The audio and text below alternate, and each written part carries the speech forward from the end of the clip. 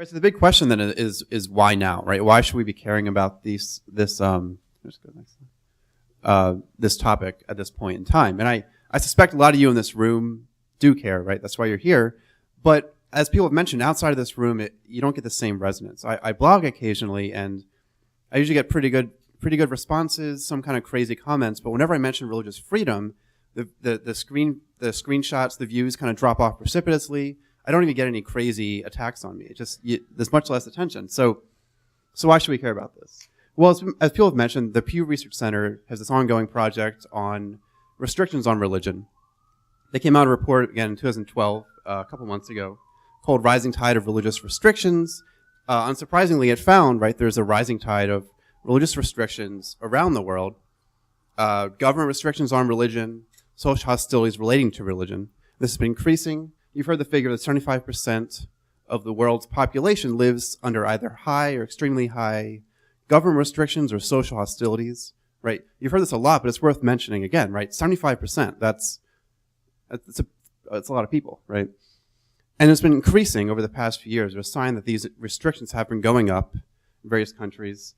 It's also worth mentioning they've been going up around the world in every region.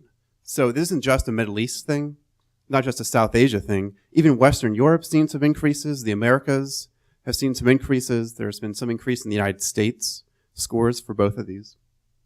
Right. So it seems to be a major issue that's really important and intensifying in its severity. So one of the more interesting, in my opinion, one of the more interesting parts of the Pew Forum report was the relationship between government restrictions and social hostilities, right? How do government actions affect social tension and vice versa? And what I found, there actually seems to be a pretty big connection. The latest Pew Forum report did this a little more explicitly and found that countries with higher government restrictions on religion tended to have higher social hostilities. Right? So higher restrictions from the government tended to translate to the social side and back and forth. But what really struck me was what types of government restrictions led to this. What types of government restrictions caused higher hostilities? And the report is a pretty interesting graphic. It's probably hard to read on the screen, but recommend you look at it. Or actually, okay, well, it is on screen. Hard to read, but it's in the report. You can find it online. So one of the top ones at the top is government favoritism, right? So when governments favor a certain religion, those governments tend to have more hostilities on the social side, which is interesting. Another one is harassment of groups or inaction in the face of social hostilities.